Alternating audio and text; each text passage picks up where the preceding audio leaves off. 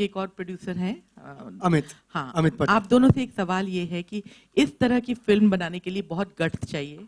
इस तरह की फिल्मों को बनाना और फिर उनकी मार्केटिंग करना और उनको थिएटर्स तक पहुंचाना, जिसमें जैसा कि आपने कहा कि विद्या बालन, कोनकोना या वो नहीं है, फिर भी वहां तक लाना ये बहुत चैलेंजिंग है। तो ये भी किसी माउंट एवरेस्ट में चढ़ने से कम नहीं है। तो आपकी ये जर्नी कैसे हुई जब आपने इस कॉन्सेप्ट को सोचा फिर जी उसको लाने का? नहीं, ये माउंट एवरेस्ट नहीं है. This is going to be a very big film commercially. I take a bet with anybody. Okay, I am 100% sure. लेकिन आई एम 100% श्योर. या तो मेरे जहन में कभी ये डाउट ही नहीं था.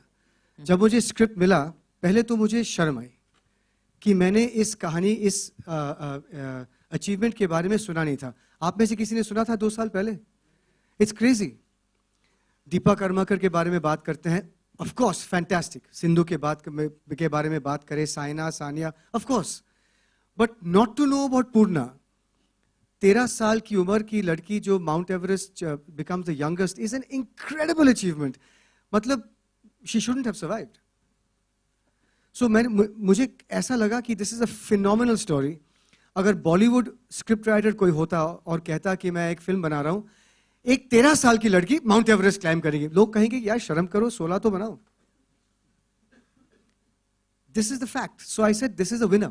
As a producer I said this is a winner. I would love to see this film.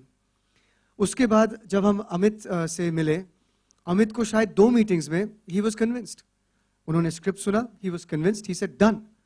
So we have never had any doubts. And whenever we have spent the money, Salim and Suleiman have done this film for 1 peanut. Literally. I'm not joking. Compared to what they normally charge. They're old friends, but they love the story. And they loved what they saw.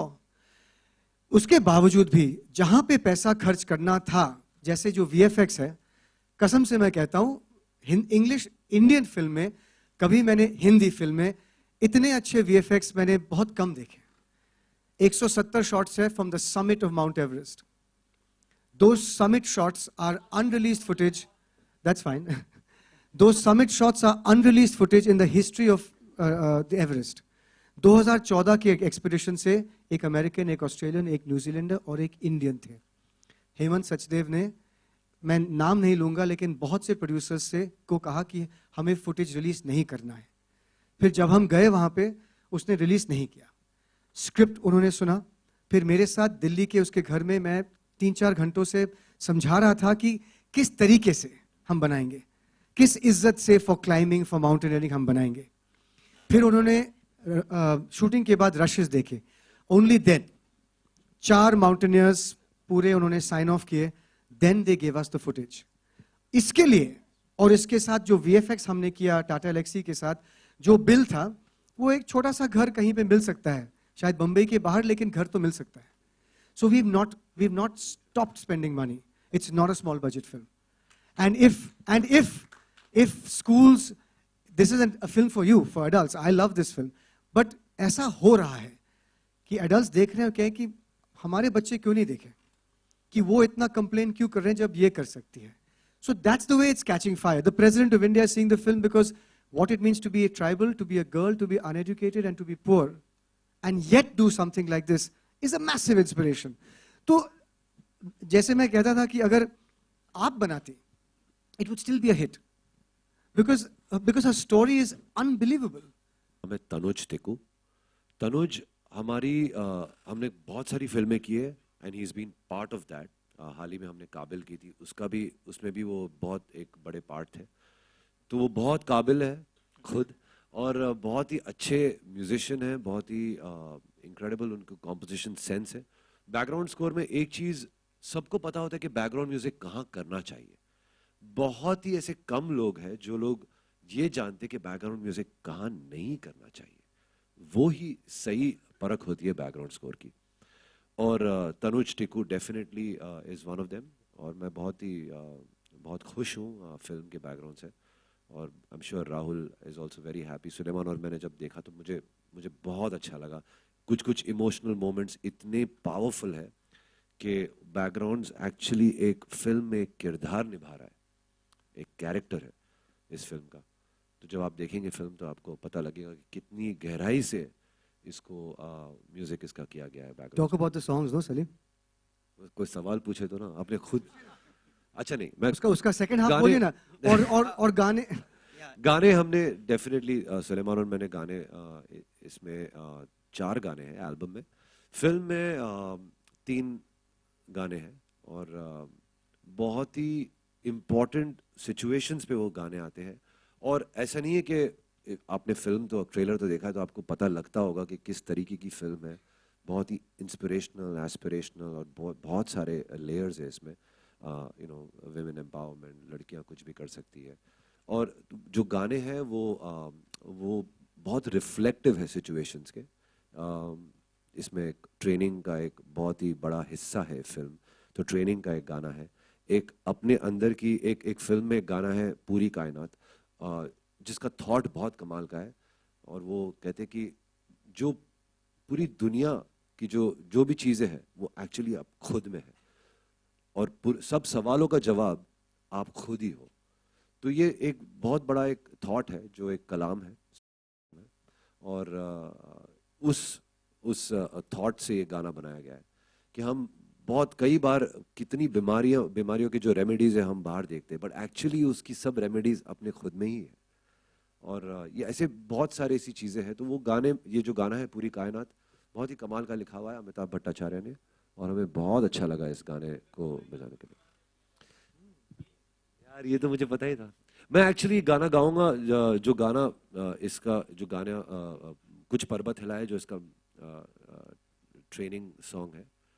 Title track नहीं कहूँगा because title is obviously, but एक तरीके से एक title track है। शायद कर्मा ही होगा, पता नहीं है मुझे। I think we make inspirational songs because we get inspired by those inspirational songs.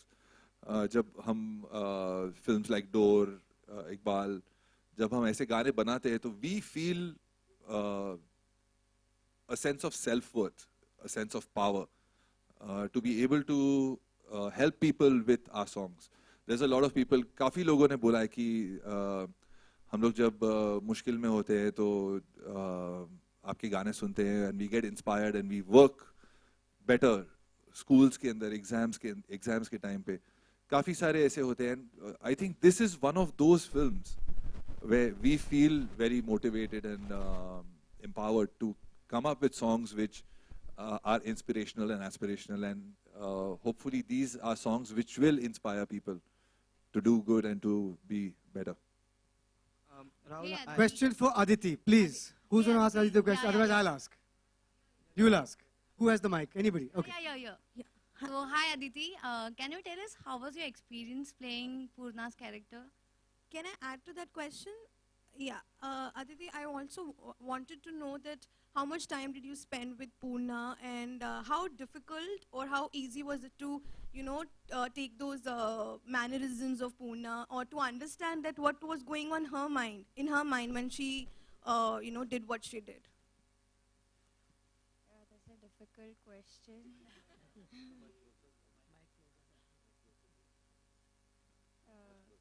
Yeah, so I spent a lot of time with Purna and I enjoyed with her. It took me a lot of time. I kept on imitating her even at my house, like walking like her and all that. Then, yeah, What about the climbing? climbing. Yeah, one day Purna was called for, when I was getting trained, she was called and I was asked to imitate her moves and all. I was scared, but Purna gave me courage to do it. She taught me. She's a very good teacher, and every day was a learning for me. मैं 13 की थी. Something more from her? From me.